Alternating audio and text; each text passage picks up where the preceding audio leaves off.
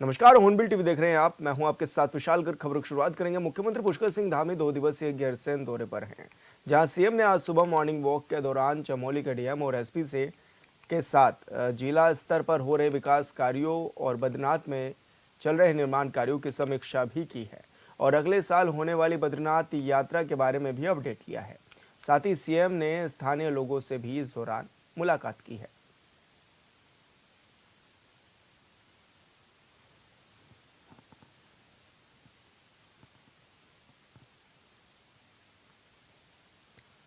और संवाददाता अरुण सैनी हमारे साथ फोन लाइन पर जुड़ गए हैं। अरुण, आज मुख्यमंत्री पुष्कर सिंह धामी चमोली में भी थे और जिस तरह से वो गैरसैंण में मॉर्निंग वॉक भी करते हुए नजर आए, किस तरह का वो नज़ारा भी था और किस तरह की बातचीत मुख्यमंत्री ने इस दौरान स्थानीय लोगों से की है? जी विशाल, मुख्यमंत्री पुष्कर सिंह धामी देर शाम धारीशैन पहुंचे, जहां पर वो रुके और बद्रीनाथ के मास्टर प्लान के तहत जो कार्य चल रहे हैं उसको लेकर अधिकारियों के साथ बैठक भी की और आने वाले समय में किस तरीके से कार्यों में और तेज गति लाई जाए, किस तरीके से कार्यों को और अच्छे तरीके से किया जाए और जो आने वाले समय साल में यात्रा भी होगी उससे पहले ही जो है अभी से उसकी तैयारियों में जुटा जाए, इसको लेकर बैठक अधिकारियों के साथ हुई और तमाम बातचीत इसको लेकर मुख्यमंत्री पुष्कर सिंह धामी ने अधिकारियों से की। उसके बाद आज सुबह मुख्यमंत्री पुष्कर सिंह धामी मॉर्निंग वॉक पर निकले और उनके साथ चमोली के जिला अधिकारी भी निकले और कई अधिकारियों के साथ मॉर्निंग वॉक पर निकले। उस दौरान मुख्यमंत्री पुष्कर सिंह धामी को देख लोगों ने भी उनसे मिले और लोगों ने अपनी समस्याएं भी उन्हें बताई और इसी के साथ साथ ही मुख्यमंत्री पुष्कर सिंह धामी आज सरकोट गांव में जो है लोगों की जन समस्याएं भी सुनेंगे, उन्हें किस तरीके की समस्याएं होती है उससे भी अवगत मुख्यमंत्री पुष्कर सिंह धामी होंगे और इसी के साथ साथ ही आने वाले समय में किस तरीके से के विकास कार्य वहां पर होने चाहिए, किस तरीके की व्यवस्थाएं उनके लिए होनी चाहिए, तो इन तमाम विषयों को लेकर मुख्यमंत्री पुष्कर सिंह धामी उनसे चर्चा भी करेंगे और उसके बाद मुख्यमंत्री पुष्कर सिंह धामी फिर जो है वो देहरादून के लिए जो है वो लौटेंगे। तो इस तरीके से मुख्यमंत्री पुष्कर सिंह धामी चुनावी प्रचार के बाद तुरंत एकदम भराड़ीसैंण पहुंचे और वहां पे इस तरीके से उन्होंने तमाम बैठक भी की और लोगों से मिल भी रहे हैं। तो ऐसे देखा जा सकता है कि मुख्यमंत्री पुष्कर सिंह धामी उत्तराखंड के विकास कार्यों को लेकर काफी सीरियस जो है वो नजर आते हैं। अरुण, इस दौरान मुख्यमंत्री ने बद्रीनाथ में चल रहे मास्टर प्लान का भी जायजा लिया है। किस तरह का अभी जायजा भी लिया गया है और क्या माने किस तरह के अभी कार्य जारी भी हैं? जी विशाल, बिल्कुल देखिए, बद्रीनाथ मास्टर प्लान के तहत कई कार्य हो रहे हैं और कार्यों में तेज गति किस तरीके से लाई जाए, किस तरीके से कार्य और अच्छी किए जाएं और अच्छे तरीके से कार्य हो, तेज गति से कार्य हो, जल्द से जल्द जो है जो मास्टर प्लान के तहत कार्य चल रहे हैं वो पूरे किए जा सके, इसको लेकर मुख्यमंत्री पुष्कर सिंह धामी ने बैठक भी की है। क्योंकि मुख्यमंत्री पुष्कर सिंह धामी का विजन भी है कि 2025 तक उत्तराखंड को देश के अग्रणी राज्यों में शुमार करना है और प्रधानमंत्री नरेंद्र मोदी का भी विजन है। तो इसको लेकर भी मुख्यमंत्री पुष्कर सिंह धामी लगातार मेहनत कर रहे हैं, लगातार समीक्षा बैठक कर रहे हैं, बैठकें भी कर रहे हैं, अधिकारियों को दिशा निर्देश भी दे रहे हैं। तो इसी के तहत जल्द से जल्द कार्य पूरे हो सके, इसको लेकर मुख्यमंत्री पुष्कर सिंह धामी ने वहां पर जो है बैठक की। बिल्कुल अरुण, बहुत शुक्रिया आपका तमाम जानकारी साझा करने के लिए। केदारनाथ विधानसभा उपचुनाव के लिए प्रचार का दौर अब समाप्त हो गया है। 20 नवंबर को मतदान होना है। नेता प्रतिपक्ष यशपाल आर्य ने चुनाव प्रचार के दौरान कांग्रेस प्रत्याशी के पक्ष में कई क्षेत्रों में पहुंचकर मतदाताओं से मतदान करने की भी अपील की है।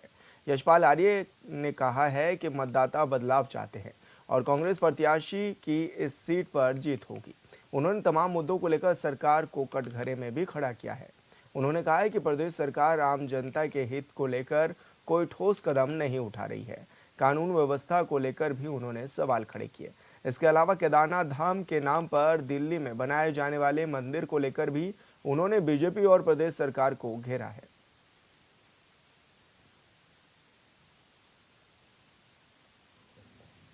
बाबा केदारनाथ हमारे प्राण हैं। आज उसके अस्तित्व को चुनौती भारतीय जनता पार्टी दे रही है। एक नया बाबा केदारनाथ धाम की मंदिर की स्थापना बुराड़ी में करने का जो दुस्साहस किया है, जनता इन्हें माफ नहीं करेगी। गौरीकुंड से लेकर सोनप्रयाग और अन्य क्षेत्रों में सारे मार्ग ध्वस्त हो चुके हैं और स्थापना के कार्य बंद हो चुके हैं, पुनर्निर्माण नहीं हो रहा है और न रोजगार न मुआवजा मिल रहा है, न पुनर्वास हो रहा है, न और न ही वो सड़कों की जो आज सड़कों की हालत है, दशा है, बदहाल सड़कें। पूरे प्रदेश के हालात यही हैं, सड़कें गड्ढों में तब्दील हो चुकी हैं। और भाजपा केदारनाथ उपचुनाव में पराजय को देख रही है, हार सामने है। और बड़ी खबर का रुख करेंगे। देहरादून से बड़ी खबर मिल रही है। मुख्य सचिव राधा रतूड़ी ने सचिवों को लगाई फटकार। सशक्त उत्तराखंड 2025 की हुई थी समीक्षा बैठक में पहुंचे सिर्फ 2 ही अधिकारी। मुख्य सचिव राधा रतूड़ी ने जताई नाराजगी। पुनरावृत्ति हुई तो अधिकारियों पर होगी कड़ी कार्रवाई। तो ये बड़ी खबर आपको बता रहे हैं, जहां पर मुख्य सचिव राधा रतूड़ी ने अधिकारियों को फटकार भी लगाई है और बैठक में सिर्फ 2 ही अधिकारी पहुंचे थे। ऐसे में मुख्य सचिव को गुस्सा भी आया और नाराजगी भी उन्होंने व्यक्त की है। उन्होंने ये भी कहा है कि अगर आगे से ऐसा हुआ तो कठोर कार्रवाई भी इस दौरान की जाएगी। और संवाददाता अरुण सैनी हमारे साथ फोन लाइन पर जुड़ गए हैं। अरुण, क्या कुछ जानकारी मिल रही है, किस तरह की बैठक थी और जिस तरह से देखा भी गया है कि सचिवों को भी फटकार लगाई गई है इस दौरान? जी विशाल, देखिए, उत्तराखंड को सशक्त बनाने के लिए और 2025 तक उत्तराखंड को देश के अग्रणी राज्यों में शुमार करने के लिए मुख्यमंत्री पुष्कर सिंह धामी लगातार मेहनत कर रहे हैं और लगातार विकास कार्यों को जो है वो देख रहे हैं किस तरीके से विकास कार्य हो रहे हैं। इसके लेकर बैठक भी कर रहे हैं। तमाम भागदौड़ी जो है मुख्यमंत्री पुष्कर सिंह धामी करते हुए दिखाई दे रहे हैं और समय समय पर प्रधानमंत्री से भी मिलते हैं, क्योंकि प्रधानमंत्री का भी ये विजन है कि 2025 तक उत्तराखंड को देश के अग्रणी राज्यों में शुमार करना है। उसको लेकर घोषणा भी प्रधानमंत्री कर चुके हैं। तो ऐसे में उसको लेकर लगातार मुख्यमंत्री पुष्कर सिंह धामी का बैठक भी कर रहे हैं और समीक्षाएं भी कर रहे हैं। लेकिन मुख्य सचिव राधा रतूड़ी ने जब बैठक ली इसी को लेकर कि सतत उत्तराखंड 2025 को लेकर, तो उसमें कई अधिकारी नदारद रहे और 2 ही अधिकारी जो है बैठक में पहुंचे। तो जिसमें कि मुख्य सचिव जो है नाराजगी भी हुई और उन्होंने उनको फटकार भी लगाई है और आगे चेतावनी भी दी है कि अगर आने वाले समय में इस तरीके से किया गया तो जो है कार्यवाही भी होगी। लेकिन सवाल ये है कि जहां एक और प्रदेश के मुखिया का ये विजन है कि 2025 तक उत्तराखंड को देश के अग्रणी राज्यों में शुमार करना है, देश उत्तराखंड को सशक्त बनाना है, तो वहीं ब्यूरोक्रेसी की लापरवाही और गंभीरता इससे देखी जा सकती है कि बैठक में भी नदारद जो है अधिकारी दिख रहे हैं। तो ऐसे में सवाल ये खड़े होते हैं कि जब अधिकारियों की इतनी गंभीरता है कि वो बैठक में ही शामिल नहीं हो रहे हैं, तो फिर उसके बाद जो है कैसे जो है उत्तराखंड 2025 तक सशक्त बन पाएगा, ये अपने आप में सबसे बड़ा सवाल है। और ऐसे अधिकारियों पर कब जो है गाज गिरेगी, कब से जो है सरकार के मुख्यमंत्री के द्वारा ऐसे अधिकारियों को पर जो है गाज गिरेगी और ऐसे में अधिकारी कब जो है वो अपनी जो है कार्य को समझेंगे, कब अपनी गंभीरता को समझेंगे, ये भी देखने वाली बात होगी। और आने वाले समय में किस तरीके से जो है उत्तराखंड सशक्त बनता है उसको लेकर आगे क्या कुछ दिशा निर्देश दिए जाते हैं, किस तरीके से कार्य होते हैं, ये जो है देखने वाली बात। अरुण, क्या माने, क्योंकि इससे पहले भी कई तरह की बैठकों में ऐसा देखने को मिला है, जब अधिकारी नहीं पहुंचते हैं बैठक में तो उसके पीछे की क्या वजह भी बताई जा रही है। और अभी ऐसा क्योंकि अधिकारी करते हुए नजर आते हैं, तो क्या माने कोई कड़ी कार्रवाई भी इस दौरान हो सकती है इन अधिकारियों पर? जी विशाल, देखिए जिस तरीके से, क्योंकि जहां जो प्रदेश के मुखिया का जो विजन है उसे ही अधिकारी गंभीरता से नहीं ले रहे हैं, तो ये अपने आप में सबसे बड़ा सवाल है कि और जो विकास कार्य जो होने हैं और जो विकास के मॉडल उत्तराखंड में होने हैं, तो उससे किस तरीके से गंभीरता अधिकारी दिखा रहे होंगे, इससे ये सबसे बड़ा सवाल है। तो ऐसे में अब ऐसे अधिकारियों पर कैसे गिरेगी और कब तक क्या कुछ कार्रवाई इन पर होती है। हालांकि मुख्य सचिव ने चेतावनी दी है कि अगर आने वाले समय में ऐसा हुआ, भविष्य में ऐसा हुआ, तो जो है ऐसे अधिकारियों के खिलाफ सख्त से सख्त कार्रवाई भी जो है वो की जाएगी। लेकिन अब कैसे जो है किस तरीके से कार्य होता है, किस तरीके से आगे अधिकारी जो है गंभीरता से लेते हैं, तमाम चीजें जो है वो देखने वाली। बिल्कुल अरुण, बहुत शुक्रिया आपका तमाम जानकारी साझा करने के लिए। प्रदेश के शहरी विकास मंत्री प्रेमचंद अग्रवाल ने विधानसभा स्थित सभागार कक्ष में उधम सिंह नगर जिला विकास प्राधिकरण के अधिकारियों के साथ समीक्षा बैठक की है।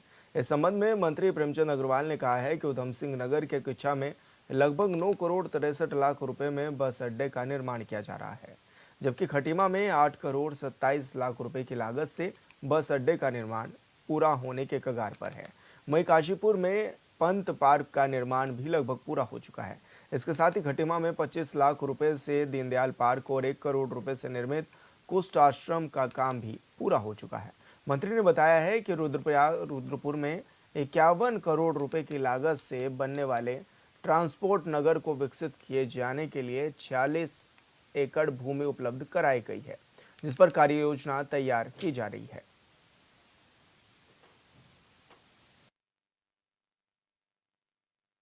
जो मुझे आज बैठक में स्पष्टता हुई, हमने किच्छा में एक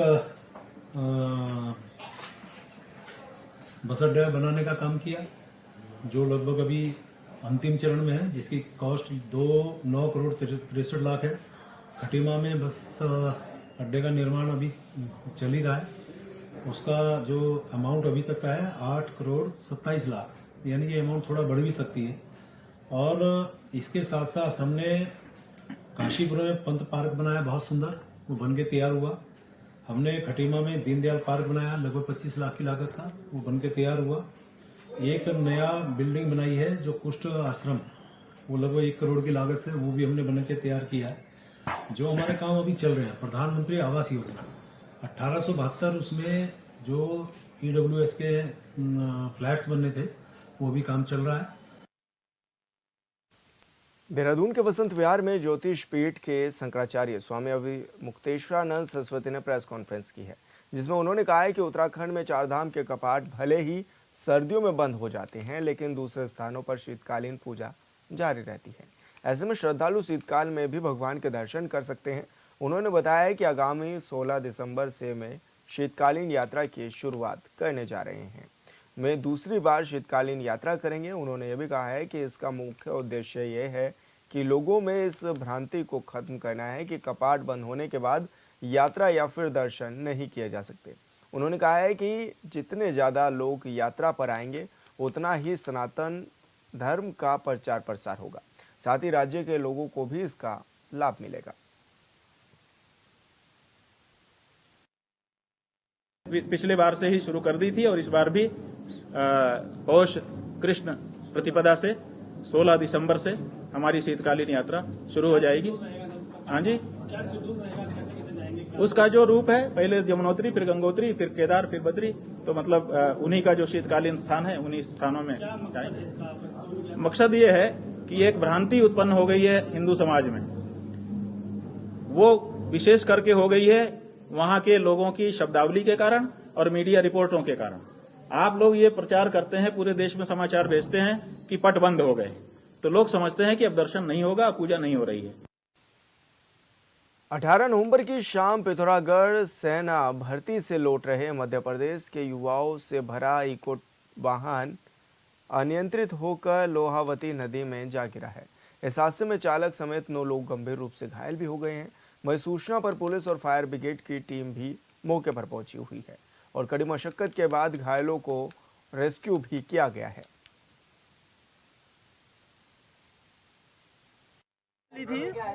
पिथौरागढ़ से ये मुझे सूचना मिली थी कि कुछ लोग पैदल जा रहे हैं, तो जिस वजह से मैं खूना तक पेट्रोलिंग करके गया और देखा कि कहीं कोई पैदल तो नहीं जा रहा। वापस में लौटा तो हमारे डीसीसर मंदिर के पुल के पास आवाज़ से आई और तुरंत देखा कि एक वाहन नीचे गिर गया है और तुरंत सभी को सूचित करके हमने रेस्क्यू किया और 9 लोगों को हमने निकाल के हॉस्पिटल को भेज दी। स्थिति सामान्य रूप से अभी तक चोटिल है और ज़्यादा ऐसे देखने में तो ज़्यादा गंभीर कोई भी नहीं लग रहा है।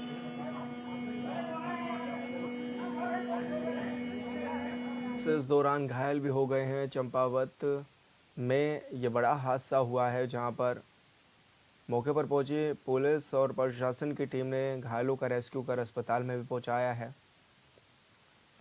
सेना भर्ती का वाहन नदी में गिर गया था और इस दौरान 9 लोग गंभीर रूप से इसमें घायल भी बताए जा रहे हैं।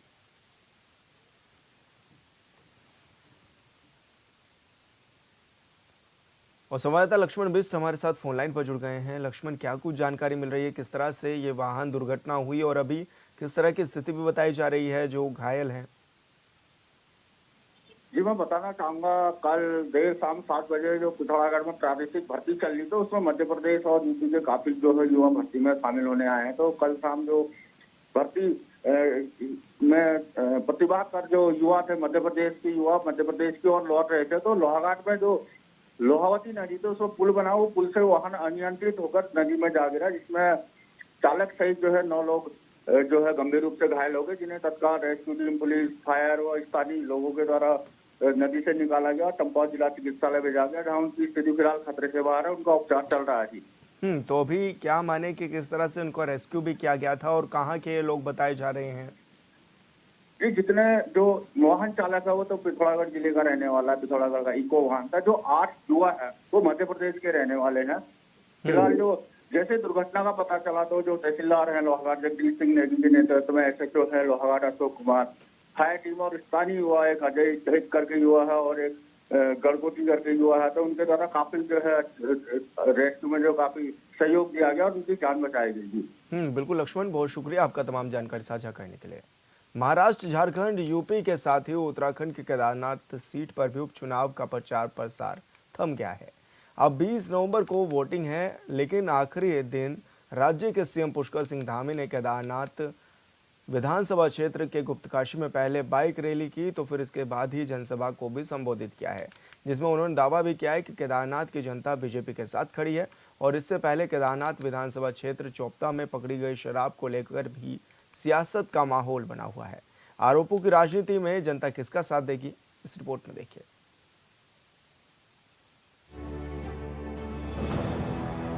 उत्तराखंड में केदारनाथ विधानसभा सीट पर उपचुनाव में क्षेत्र की जनता कांग्रेस की नीतियों पर भरोसा करेगी या बीजेपी पर विश्वास, ये तो वक्त के साथ पता चलेगा।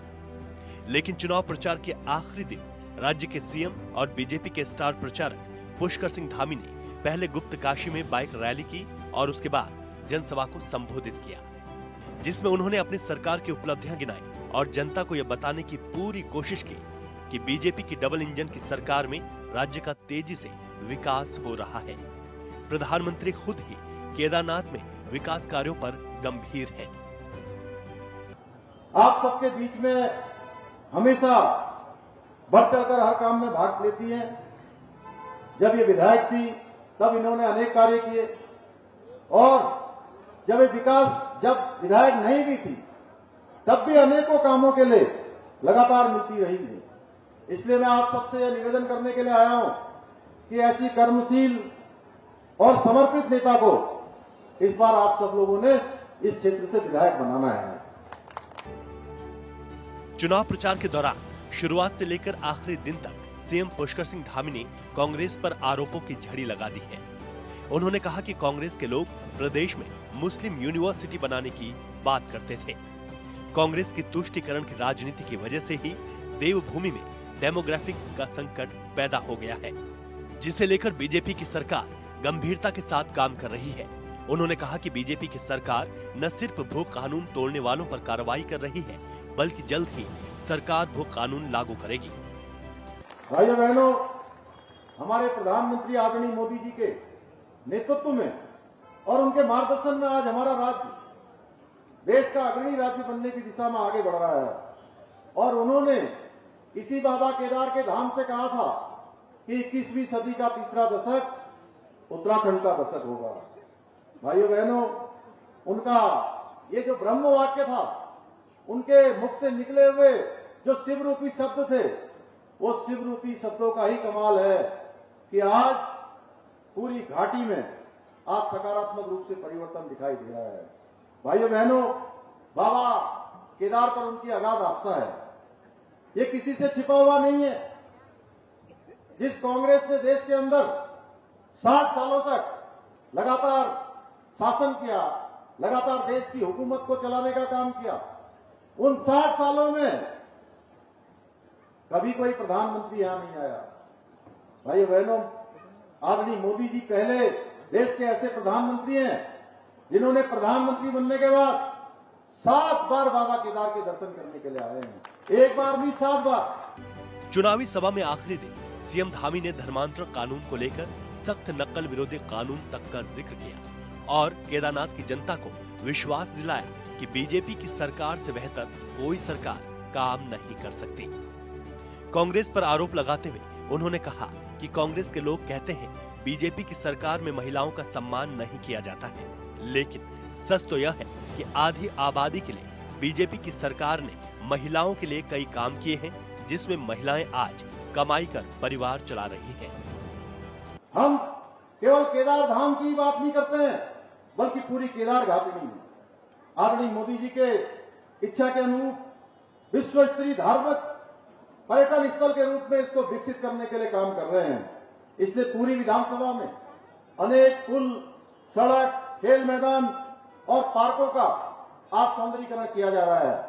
विकास कार्यों के साथ ही हमारी सरकार द्वारा अनेक काम जैसे किसान सम्मान निधि योजना, प्रधानमंत्री गरीब कल्याण अन्न योजना, 3 गैस सिलेंडर रिफिल योजना, 200 यूनिट बिजली फ्री जैसी योजना, अनेक योजनाओं ने आज प्रदेश के लाखों लोगों के जीवन को बेहतर बनाने का काम किया है, उनके जीवन को आगे बढ़ाने का काम किया है। भाइयों बहनों, हम भली भांति समझते हैं इस पूरे क्षेत्र के लोगों का व्यवसाय बहुत हद तक चार धाम यात्रा से जुड़ा हुआ है। मैं आपको बताना चाहता हूं कि हमारी डबल इंजन की सरकार की मेहनत का ही नतीजा है कि केदारनाथ धाम आने वाले श्रद्धालुओं की संख्या कांग्रेस के समय में जो काफी घट गई थी, अब साल दर साल बढ़ती जा रही है। उपचुनाव में केदारनाथ की जनता बीजेपी के साथ खड़ी होगी या कांग्रेस के साथ, इसे लेकर पहले भी आरोपों की राजनीति हो रही थी और आज भी। और इन सब के बीच केदारनाथ विधानसभा क्षेत्र के चोपता प्रकरण पर भी राजनीति चरम पर है। बीजेपी कह रही है कि कांग्रेस सरकार को बदनाम करने के लिए शराब का आरोप लगा रही है, तो कांग्रेस वाले कह रहे हैं कि केदारनाथ विधानसभा उपचुनाव जीतने के लिए बीजेपी वाले शराब बांट रहे हैं। पूरे प्रकरण में बीजेपी नेताओं ने निर्वाचन आयोग से शिकायत भी की है। बीजेपी चुनाव जीत बाई इलेक्शन जीतने हैं, कुछ भी करने को तैयार है। जब देवभूमि में शराब की गाड़ियां बद्री केदार में पहुंच रही हैं और चोपता में शराब की गाड़ी पकड़ी गई, तो बीजेपी के पास क्या जवाब है इसका? आप पहाड़ के लोगों को इतना सस्ता समझ रहे, यहाँ के स्वाभिमान पर ठेस पहुंचा रहे। शराब, पैसा, पूरी ताकत सरकार की वहीं लगी, सारे ब्यूरोक्रेट लगा रखे। ये इनके प्रकार चुनाव जीतना जनता नहीं चाहती कि वो विकास से कोई काम नहीं हुए, तो अब ये धन बल का प्रयोग करके चुनाव जीतना चाहते हैं, लेकिन इनको करारा जवाब मिलेगा। जैसे 2 बार इलेक्शन बद्रीनाथ और मंगलौर में मिला इनको, वही केदारनाथ में भी इनको हार का मुंह देखना पड़ेगा। इन्होंने इस प्रदेश को लूट का केंद्र बना दिया। किसान, मजदूर, माइनॉरिटी, बेरोजगार, सब दलित बेरोजगार, एक काम धाम इन्होंने नहीं किया। देखिए, कई बार व्यवस्थाएं जुटाने के लिए हम लोगों को थोड़ा कड़े निर्णय लेने पड़े उसमें, क्योंकि शुरू में ही काफी अव्यवस्थाएं होने लग गई थी, तो उसके लिए थोड़ा सा हो सकता है वो एक बड़ा कारण हो। दूसरा, आपदाओं का भी ये समय रहा है, तो वो भी एक कारण हो सकता है, लेकिन इतनी भी कमी नहीं रही कि हम कोई निराश हो जाए। आगे चल के जिस तरह हमारी तैयारियां हैं, अगली यात्रा आप देखेंगे बहुत बढ़ चढ़ कर होगी। दिवंगत विधायक शैला रानी रावत के निधन के बाद हो रहे उपचुनाव में बीजेपी से आशा नौटियाल तो कांग्रेस से मनोज रावत चुनाव लड़ रहे हैं और दोनों पार्टियों के नेता जीत का दावा कर रहे हैं। केदारनाथ विधानसभा क्षेत्र में 90,800 वोटर्स हैं और उसमें आधी आबादी यानी महिला वोटरों की संख्या 47,000 है। 20 नवंबर को वोटिंग है और 23 नवंबर को नतीजे आएंगे। चुनाव प्रचार थम गया है और अब सबकी नजर 20 नवंबर को होने वाली वोटिंग पर है। केदारनाथ की जनता किसका साथ देगी यह 23 नवंबर को साफ हो जाएगा। Bureau report, hornbill TV. फिलहाल इस बुलेटिन में इतना ही। आप देखते रहिए हॉर्नबिल टीवी। नमस्कार।